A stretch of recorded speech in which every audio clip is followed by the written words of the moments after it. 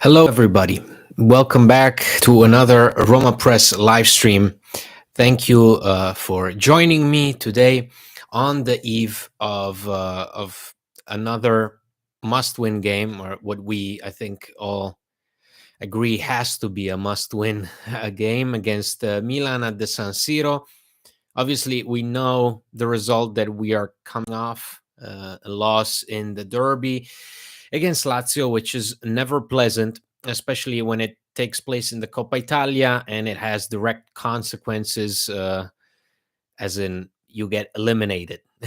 And so once again, Roma are out of the Coppa Italia. Obviously, we have reacted with John to that game in the latest episode of the Roma Press podcast, which you can also find in video form here on the Roma Press YouTube channel. If you haven't, you can watch us lose our minds trying to analyze the game. Today, I wanted to talk about the game that we will be playing tomorrow at the San Siro, but also go over some of the more remarkable headlines, storylines, talking points that we have seen in the last 24 hours, I would say, including obviously Jose Mourinho's press conference from earlier today. And the press conference, if you want to reread it, is up on our website on romapress.net. You'll find it there. I think there's plenty of interesting things that we can discuss and analyze. Obviously, guys, as always, if you have any questions, any things that you want me to talk about or answer, or whatever it is, feel free to write it down in the comment section. And if you just joined us, please give us a thumbs up for this live stream so that more people can join as we proceed. If you haven't subscribed to the Roma Press YouTube channel, subscribe now. And you can also click the notification button so that you'll get notified whenever we schedule these live streams in advance. So I'll start reading the comments and we'll eventually get through the preview for tomorrow's match. And then we'll discuss everything that we've heard about Roma's plans with Mourinho and whatever may happen in the next weeks or months. So, Siddharth, one of our favorites. Hi, Andy. Hi, Siddharth. Thank you for joining us. If we lose against Milan, will it be the end for Jose? I hope it is not. Forza Roma. Well, that is definitely a way to start the podcast, guys, about whether tomorrow has direct implications for Mourinho's future at the club. Personally, I can't see this being, the make or break game for him. And I honestly refuse to believe that there would ever be a make or break game for Mourinho's future throughout the season. If Mourinho leaves, it is going to be at the end of the season. Roma are not going to sack a coach that earns as much as Mourinho does. And I don't think that's been the modus operandi of the Friedkins. They've been pretty strict with their way of doing things, which is they stick to it. They stick to it no matter what, and eventually they change things. So let's see. Hi, Ivan.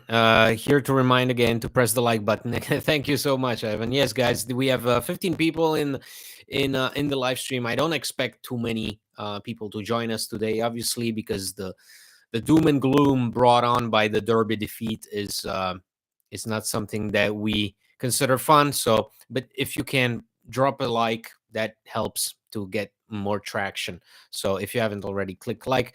The Roma supporter, Mourinho always gets the blame, but let's be honest, these few games, the players have not shown fighting spirit and didn't want to win against Lazio. This is one on the players. Why do you think Bove is loved? He's one of the ones that always fight on the pitch. I think I don't. That's a good question, because obviously, as I mentioned on the podcast, there's always that. It seems like the opinions are split right down the middle when it comes to the moment that Roma are going through, right? So there is a faction of people that is pointing fingers at Mourinho. Then there is a faction of people that are pointing fingers at the players, and yet when you look at the Derby defeat, what jumps at me is not only the lack of determination that I saw from the players, but it's the general sense of ineptitude in that moment of a team that is badly organized and doesn't know how to read Lazio, and it's not the first time. And for a team like Roma not to be able to score against Lazio, a team that has conceded a lot of goals against a lot of lesser opponents in 4 consecutive derbies, is pretty alarming, and I think says a lot about what's been going wrong for Roma. Um, Ciao, Andy. Ciao, Peter. Thank you for joining me. What do you think a Friedkin revolution would look like? Okay, well, I guess the Milan preview can come later on because it seems like everybody's more interested in what could happen. Again, I honestly, as we've seen in the headlines today, I think if there is some truth to the reports that are coming out now, and I always do trust what, for example, somebody like Filippo Biafora of Il Tempo says, our good friend who's been on the podcast a few years ago, a number of times. Even Filippo Biafora says there's been a lot of frustration going on at the top, and the owners are not happy about this moment. The owners are not happy by the fact that Roma again dropped out of a competition that they were supposedly aiming at. You can't even, that's the thing about this elimination from the Coppa Italia that we witnessed on Wednesday. You can't even pretend like that competition did not interest you. It was an objective for the club, for the team. Mourinho acknowledged it, the players acknowledged it, Thiago Pinto acknowledged it. So all in all, everybody was on board. Coppa Italia is what we're aiming for. And it's not the first time.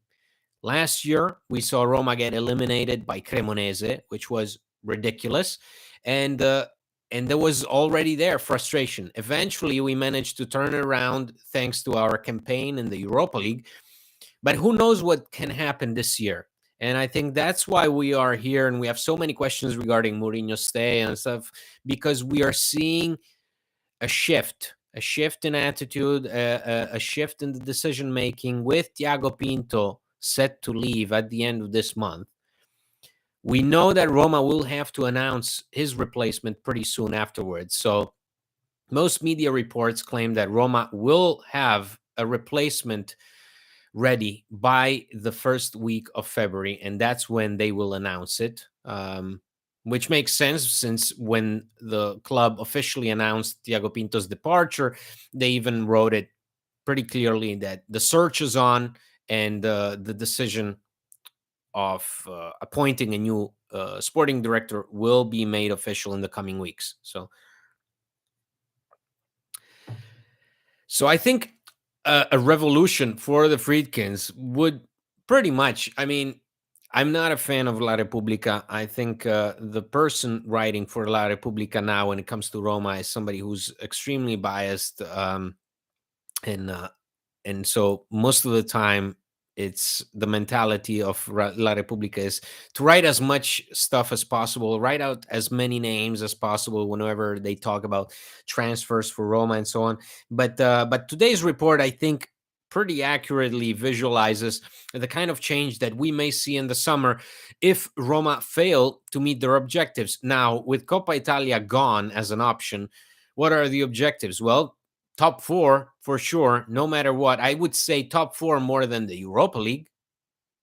I think Roma would rather get top four than waste precious energy on a Europa League that you can also drop out of at the snap of a finger, or get to the final and still end up empty-handed and still not go to the Champions League. So I think top four is definitely the motivator, the crucial factor in this equation, and and the Friedkins obviously are looking at this team from a financial standpoint, and this team is the third highest paid team in the league. The wage bill is the third most expensive wage bill in Serie A. And then they look at the results on the pitch, they look at the performances on the pitch, and also obviously these are things that on and off the pitch. They look at the output of certain players who earn 3 million, 3.5 million. I'm talking about Chris Smalling, I'm talking about Renato Sanchez.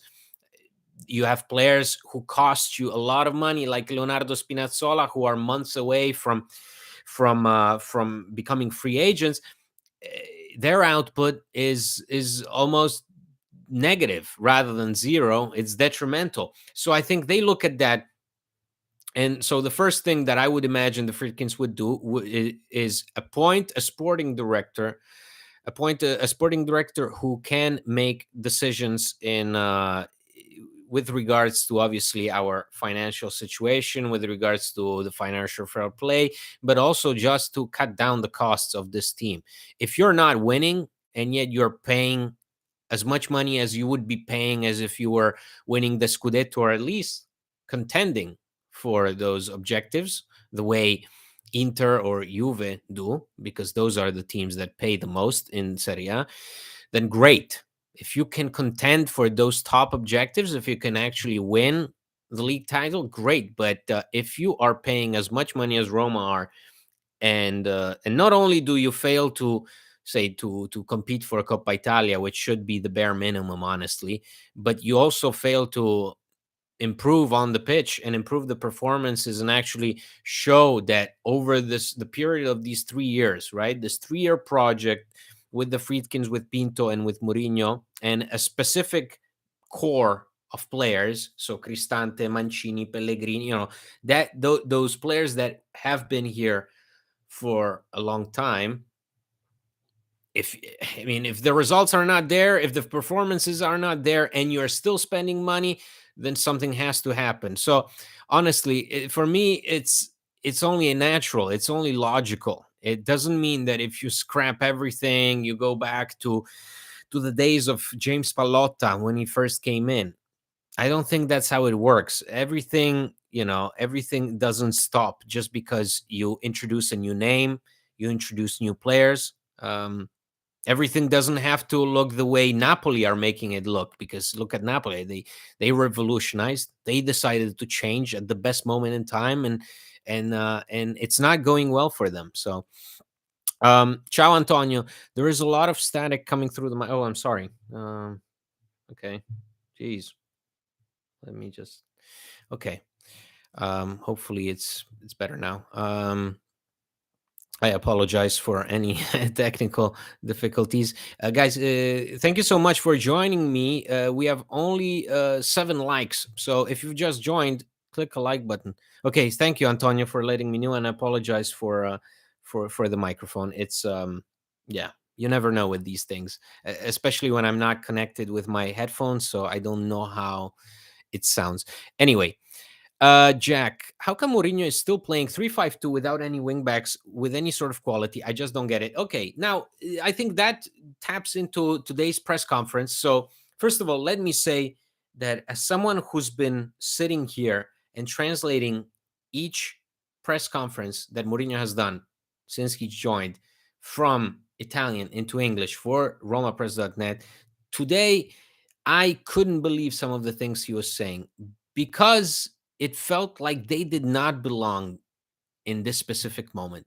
I don't know what to tell you, but when the manager who's been at the club for almost 3 years and who's been managing the team along with Paulo Dybala for a year and a half, because that's how long Paulo Dybala has been at Roma, if this manager goes out to the media and basically admits to not having a plan B without Paulo Dybala on the pitch, then I can't tell you. I mean, that's like, that's to me the fact that you've spent so much time working with the same group of players, because mostly guys, with the exception of Matic, with the exception of Roger Ibanez, this is the same core of players that we had last season with some additions. and you openly admit that Paulo Dybala's presence changes everything, which is natural. Okay, he's a quality player. It's like Bologna playing without Xerxes. Still, that is worrying to me, especially when these declarations, when these confessions are made in January. When you're fighting for everything.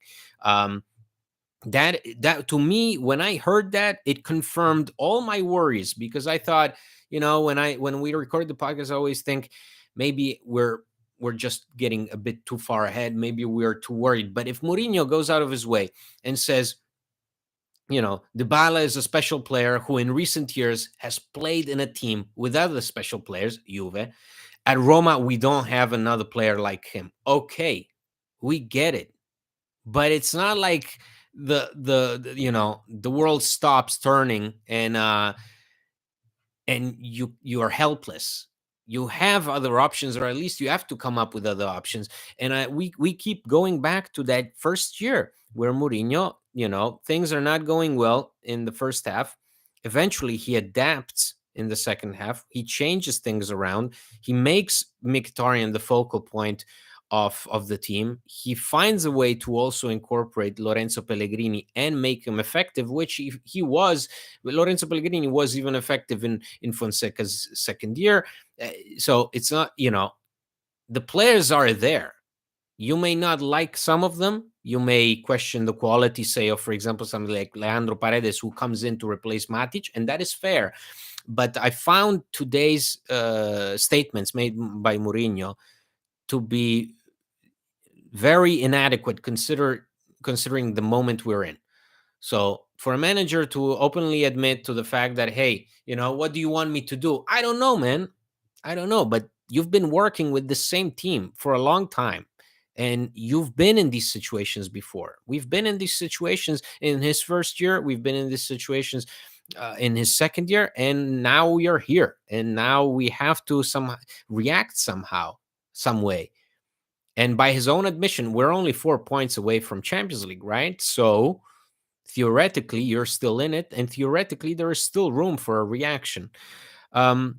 So, also, he addressed this aspect of not liking some individual players and not liking the effort that some of the individual players make, and not liking our wing play. And he, after Lazio, he said, we create a lot, but whenever the ball reaches one of our wingbacks, one of our wingers, we fail to cross. Well, what is the game plan, and what happens in training? And why do you insist exactly, Jack, on that 3-5-2, which stresses the importance of having quality wingers? If you know they are not quality, if you see that Spinazzola mentally is completely checked out, that Zalewski is playing like an insecure 18-year-old, then you have to come up with something else, because Roma so far are doing everything to put the ball rather into Leonardo Spinazzola's feet than in the feet of, say, Paulo Dybala or Lorenzo Pellegrini, who right now is injured, also playing through an injury, back injury. Tomorrow, we will not have Paulo Dybala against Milan. So I'm really curious to see this match, because this match is a match between Mourinho and Pioli, two coaches that this year they have to meet the moment, because all eyes are on them. Pioli his position is also questionable at Milan, so he also has to prove a lot of things on the pitch. And we know Mourinho's record against Pioli. He hasn't beaten him once. So is tomorrow the day? And if so, how will Mourinho find a way to exactly to react to Paulo Dybala's absence, to react to the absence of Sardar Azmoun? Top four is better than to fight too much in Europe, but top four is so hard now. It looks impossible. They have to win tomorrow if they want to get to top four. I don't know if top four right now is more impossible than actually winning the Europa League, honestly. Given how much Europa League takes out of you, given how earth-shattering of a disappointment was the final in Budapest, and how at the end of the day, it can go 50-50, and if it goes the other way, you go out empty-handed. For me, top four right now is something that Roma cannot, just consider gone. I do not want to see that attitude in the first place, and I need to see, a way of, for example, making Lukaku look more dangerous. Lukaku over the last few weeks has been non-existent, but not that's not because he hasn't been trying. Obviously, he's missed a few fairly easy chances. He hasn't been brilliant. But he's also not been put in a position to succeed. If Lukaku for the majority of the match is playing with his back to the goal, then it means that you're doing something wrong. And Roma are doing at this time, they're doing everything wrong in these last couple of games with Lazio not even playing that well, not even playing that hard, and in a moment where you are supposed to put up, some kind of quality, or at least prove that those games against Napoli, Juve, and Atalanta, those results hinted at a clear improvement. You have to do more, and that applies tomorrow as well. So basically, now we're in this endless cycle of must-win games. The pressure is constantly on for Roma, and we know that Roma have been shaky when it comes to pressure. With Mourinho, depends. In his first season, the second half of the season, under pressure, Roma were brilliant. Same thing goes for last season when the Europa League, they had to face the likes of Real Sociedad, Bayer Leverkusen, and try and not concede, maintain some kind of defensive solidity. Perhaps that's what's lacking. Perhaps we can argue that, hey, with Chris Smalling's injury, with Nemanja Matic's departure, those two players made a hell of a lot of difference. Obviously, that can also be true, but obviously that is something that every team faces. Every team loses a player to injury. Every team loses a player to the transfer window. Obviously, some teams like Inter have more leeway, they have more money, they have more options. But then there are teams that, like Bologna, like Fiorentina, you cannot tell me, if you're Mourinho, that those teams are more equipped than you are to face the season. You cannot.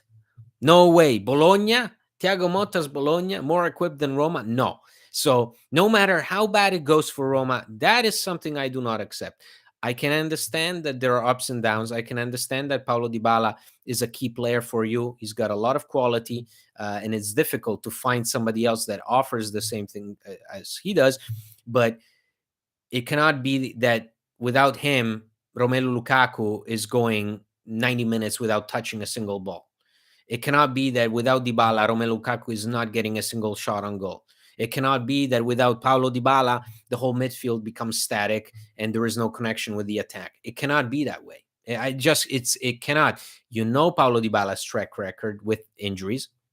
You've been coaching him for a year and a half. There has to be a time where you figure out a way for this team to be able to handle his absence and not make it felt. Because, hey, if Paulo Dybala is looking at a 20-game schedule, he's missing at least 7 of those games, okay?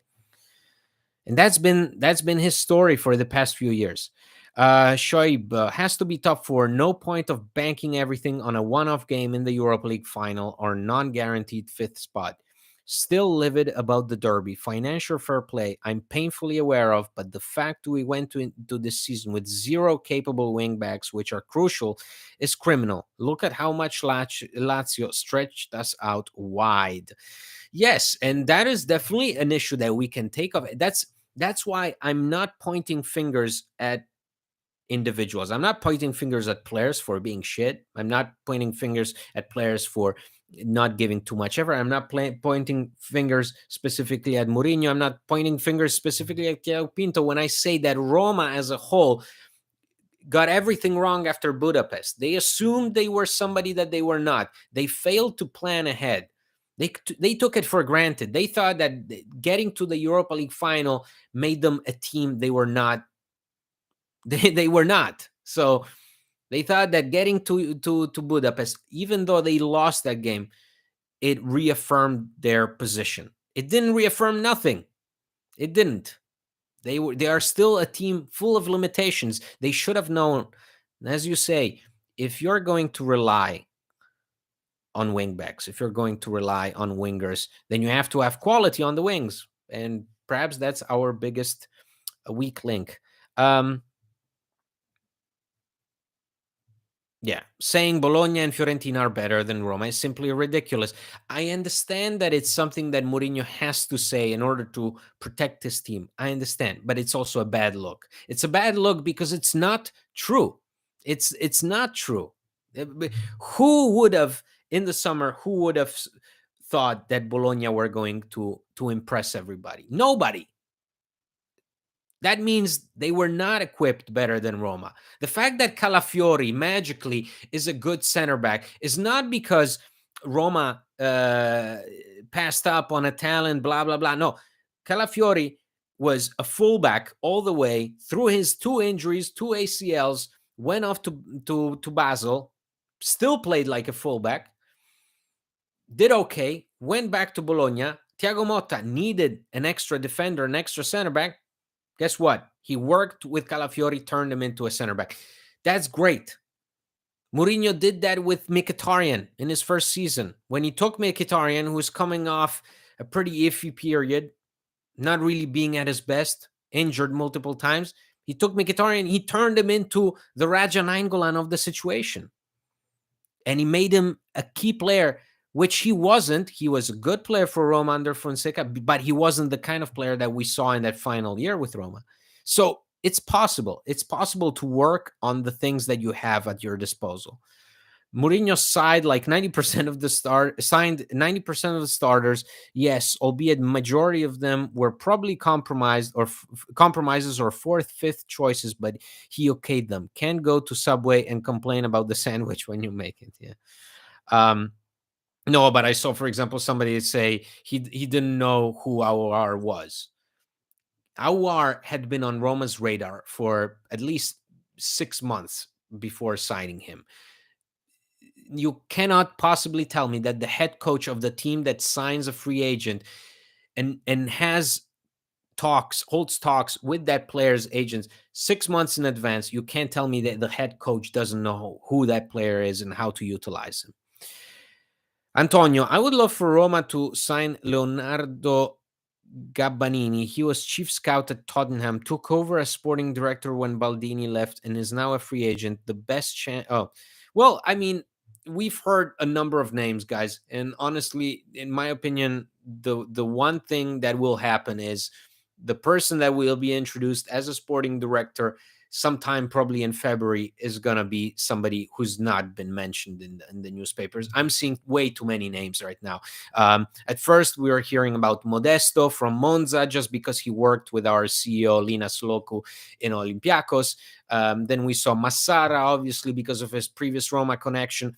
Then we got, who did we get? We get former Monaco and Leipzig and Tottenham executive. So, some foreign profiles, some Italian profiles, people, there is that there is always that discourse of, does he need to be Italian in order to know the league, in order to have a better relationship with the agents here, blah, blah, blah, blah, blah. It's something that seems to be very important to some people, including fans and the media, that, hey, you are Italian, you know what you're doing. So I think that has gone against Roma. Maybe Petracchi, but Petracchi, he also struggled to sort of reaffirm his place, reaffirm his network and his connections when he moved from Torino to Roma. So it doesn't really make that much of a difference in my eyes. Obviously, I don't know what happens behind the scenes, but I'm fairly confident that whoever is appointed as Thiago Pinto's replacement is going to be somebody that we haven't seen mentioned yet. Peter, the best chance for top four is to crash out of Europa League and play one game a week. Honestly, to me, I've said it a number of times. I hate the thought of having to make compromises when it comes to competitions. But honestly, guys, I think we've seen it all. We've seen it all. We've won a Conference League. We've been through a Europa League final, and we've experienced what that disappointment feels like and also what it brings to the table. And it brings nothing to the table. It builds false hopes. It's like getting to the Champions League semifinal being eliminated, perhaps unjustly, perhaps so, yes. But what did Roma do afterwards? They actually believed they were a better team. And they failed to make considerations for the future. They failed to plan out their future with Di Francesco. The whole team crashed and burned. And eventually, with less than a year after that Champions League semifinal, our sporting director was out, our coach was out, we had Ranieri back on the bench, and the whole team was struggling with Stefan El Shaarawy being our leading goal scorer. And that should tell you everything you need to know about that period in time.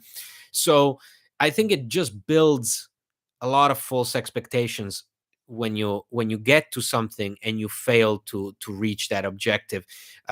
We've experienced that after Budapest. Now we're seeing the effects of it, I think. And honestly, if there is a chance to make life easier for yourself and do what Juventus are doing, which is, hey, they have all the time in the world to prepare. They don't have a care in the world. If they get to a game and they can win it with a 1 goal difference, they'll take it every day of the week, and they'll make the best of it. And they're up there on the table, and we're down here. So it definitely has an effect, especially when you're dealing with a limited roster, the way Roma are doing. So Chris, do I have to be Nigerian to comment? No, Chris, you can go ahead and let us know how brilliant you are. Thank you. We appreciate all the input we can get in this chat. So fire away, my man. Roma supporter, but now they have playoffs in the Europa League, and if we meet Liverpool or Leverkusen, Villarreal, or someone like this, how can a team full of grown-up babies win? I feel like many of these teams will focus a lot more on Europa League than their own league. Maybe not Liverpool, since they are fighting for the title. But you never know how Roma perform in Europe. I think I'm honestly tired of the duality of Roma. I hate to come on the podcast and basically not knowing what I'm gonna get. Obviously it's nice because there is an element of surprise, but the fact that you can't really rely on Roma to have actually a worked out game plan. If you ask me what Roma's game plan is, what their mechanisms are, what is their trademark move to get a goal, to win, is there? I don't know. Does anybody know? Because I don't know. I can't point my finger at a specific moment during a match and say, "Oh yeah, that's clearly something they've worked on in training." Last year, perhaps we could have made that argument. And last year, obviously, we had set pieces and we were brilliant on them. This year, no set pieces, no nothing. And even though you create a lot, like Mourinho says, because that may be true, if you fail to collect the 3 points, then what's it good for? Like Mourinho is the first one to admit that he loves winning 1-0. And I do too. I love it. I love it because, hey, at the end of the day, I don't give a shit. I want to win. But then you can't go out when you lose and say, well, we still create a lot. So, the problem is the wingbacks. No, the problem is not the wingbacks. The problem is that we utilize the wingbacks the way we do. And I think that's something that goes against Roma's development in these 3 years. We took one step forward with that final in Budapest, and we took 2 steps back in the summer that followed. Every single decision, every single plan that we supposedly made or not make, we suffered because of it, and we are seeing the consequences of it right now. Somebody even mentioned the fact that Roma planned out a whole tournée in South Korea in the summer against top teams, including Tottenham, and then we canceled it for whatever reason. I think that definitely taps into the idea of there was a clear lack of cohesion, a clear lack of organization after Budapest. And it's still there. It's on and off the pitch. Why are we playing in Saudi Arabia on the 24th? Why? I understand it's necessary for the sponsorships, but it as a spectator, as somebody who wants to see a team of players win and be serious about it, I cannot accept you taking time off during an incredibly busy schedule to fly to Riyadh and play a meaningless friendly. With who? Who are you going to put on the pitch? You know, the roster is not even that extensive for you to just play Primavera players. It's not going to happen. You're still going to have Cristante out there. You're still going to have Gianluca Mancini out there. So it's every.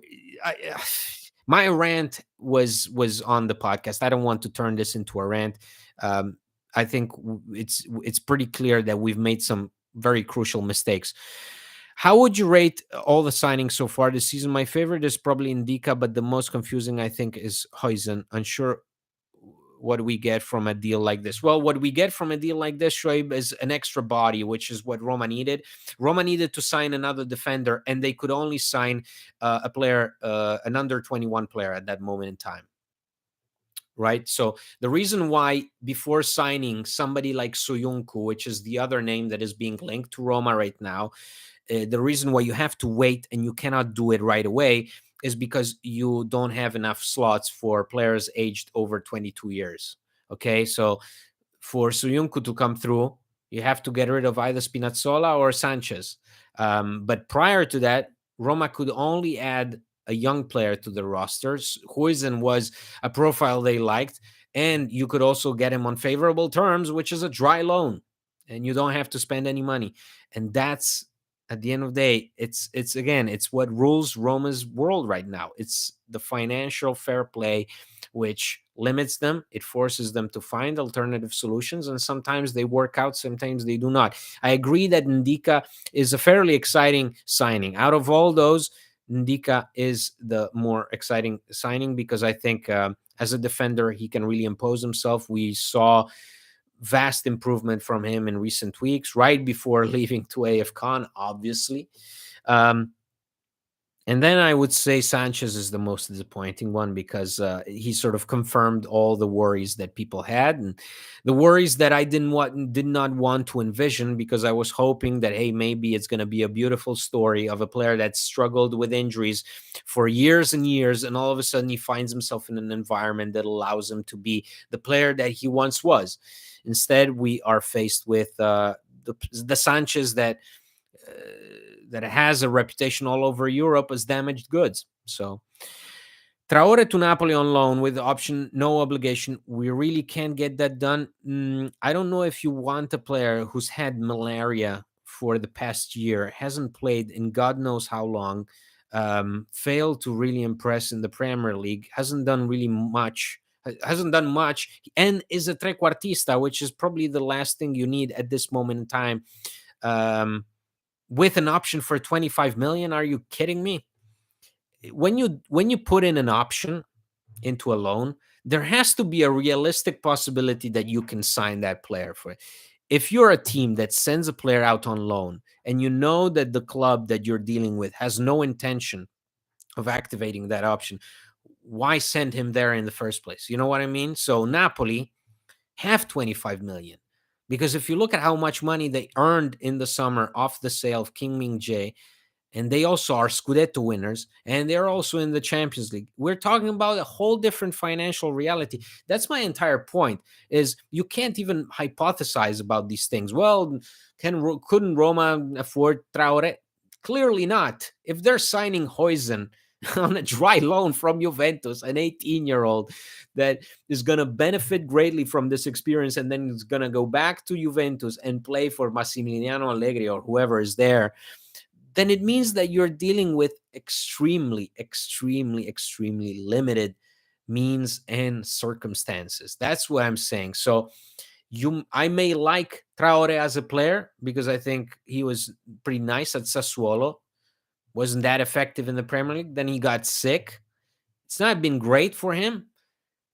Perhaps it will work out at Napoli, but he's definitely not the player that Roma need right now. If Roma were to sign somebody in this window, it's going to be a center back and perhaps a left back. I just don't see anything happening unless both Sanchez and Spinazzola leave. And right now, it seems like Spinazzola is going to stay and leave as a free agent in the summer. Potentially, Sanchez could leave next week. Those are the latest reports by Gianluca Di Marzio at Sky Sport. So with Sanchez gone, potentially you can go out of your way and sign somebody like Suyuncu. Throw all of John's kids on the pitch against whoever we play in Saudi. It would be nice. It would be nice. And that's so frustrating, guys, to not even be able to say, well, we're just going to throw on. Right now, everybody's precious because you don't have Ndika, you don't have Hussein Mouawar, you don't have Sardar Azmoun, you don't have Smalling, you don't have Paulo Dybala, who I believe is going to come back after Milan. It doesn't seem like a serious injury, but still. So even in a friendly in Saudi Arabia, you may be forced to play with the same guys that have been playing once every 3 days. If that is not the most accurate picture of how Roma's season is going, then I don't know what is. Unfortunately, too many players injured, says Rocco, or out of form. Plus, Dybala dependent and Mourinho defensive tactics equals we're done this season. We can make top four, but nothing seems to go our way. One step forward, two steps back, always. It's frustrating, isn't it? It's frustrating because we see this movie time and time again. Like somebody mentioned, it's back to the James Pallotta years, because it always feels like we've done this before. We've been through it. I honestly don't interpret it that way, in the sense that I think it's only understandable to recognize when something's not working, and when something is not gonna work out, admit it, and come up with something else. There's nothing wrong in that. I think Napoli's greatest mistake was to think that it was just Spalletti's effect was not really that special, and they could do the same thing with the same players, but just with a different manager, and that manager would not need to have any advanced tactics, and they can just pick out Rudy Garcia, the guy who's probably stopped coaching in 2016, and be fine the way. So Napoli did not recognize the work of Spalletti. Napoli did not recognize the work of Giuntoli. And that backfired on them.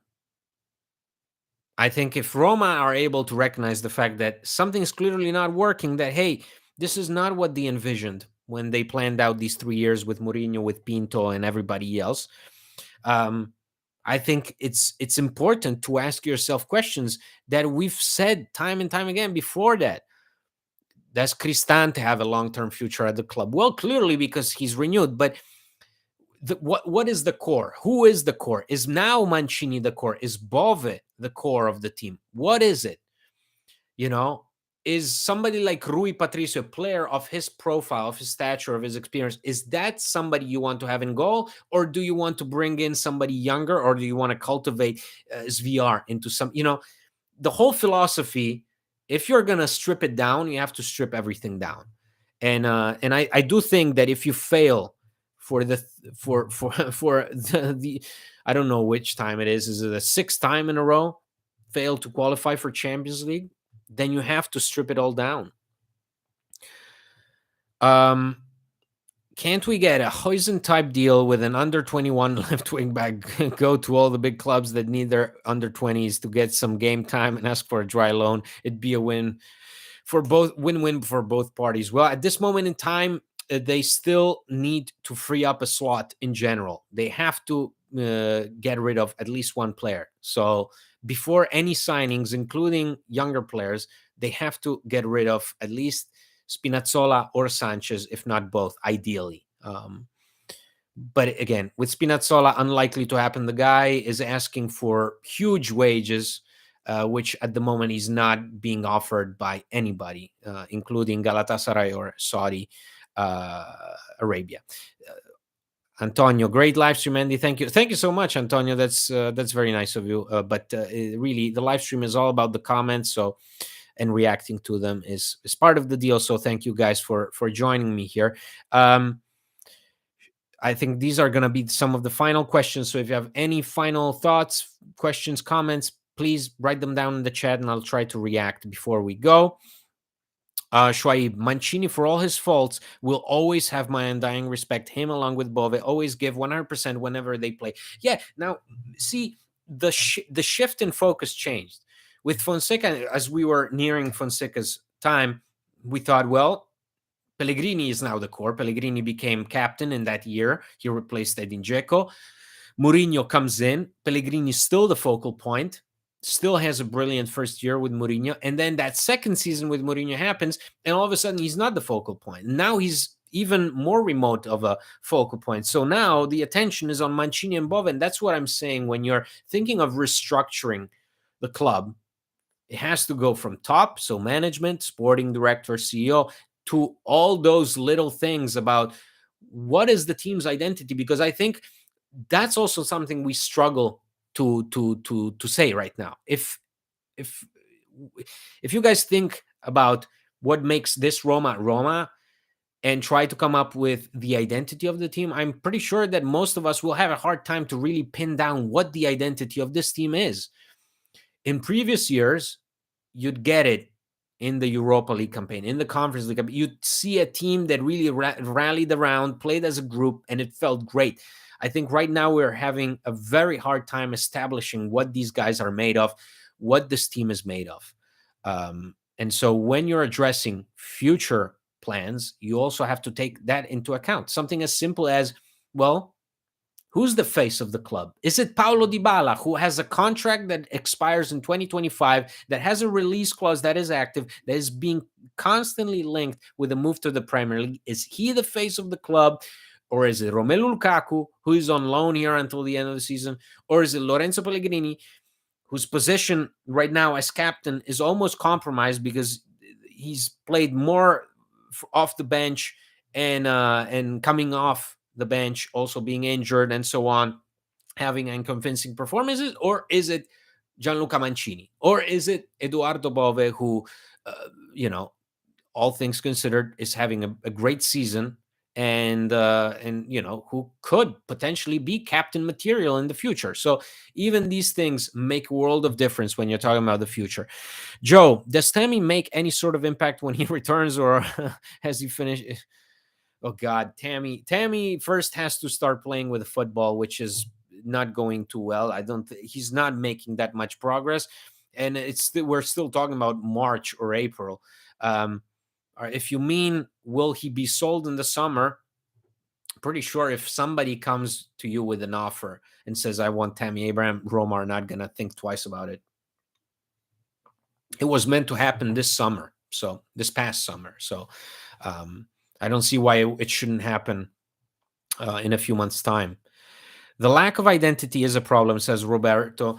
Limping from game to game means that we have nothing to fall back on when the individual game plan fails. 3 years with no style is unacceptable. But that's not true, Roberto. I disagree in that we have no style. If you look at some of Roma's most remarkable games in the last few years, in Mourinho's first season, in the second half especially, there is patterns, there is passing lanes, there is a style of play that you can clearly discern. It may not be attractive, may not be up your alley, but it's there, and you can point to it and you say, okay, it starts with Mkhitaryan, goes through Pellegrini, it ends at Tammy. Those are our three main guys, right? The problem right now is with Dybala's entrance, you became so dependent on him that you forgot everything else. With the exception of Dybala, can you really point out last season, perhaps Smalling? That's it. There is nobody else that you can point to and say, okay, yeah, he's the difference maker. He's the guy. Right now, we don't have that. That's why we're suffering, because we become very anonymous when Dybala is not there. And even with him being there, the team is struggling to be coherent, to keep it together. A lot of players don't know how to read each other. They can't read each other's movement, which didn't happen before, I think. Not to this extent, definitely. Zoan, only positive thing this season is Bove. What a player. If everyone else gives half as much as that kid gives, Roma will get Champions League football and Mourinho will exit gracefully. Well, Bove is a nice surprise, definitely. And I think it does come down to also that, to how much you want it. There are a lot of players now that I feel think they're pretty safe and take their playing time for granted when they shouldn't. Jack, Roma's identity should always involve Romans. That's why Huijsen's loan is ridiculous. Why not bring up someone from Primavera? Well, because Huijsen is not from the Primavera. Huijsen is an under 23.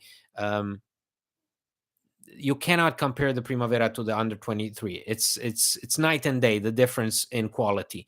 Um, Primavera players are hit and miss. Huijsen, even though you may not like the formula, you may not like the fact that he's 18, you may not like the whole thing about Romans, which I still don't think that in the end it makes sense. We like to be very romantic about Roma and Romans.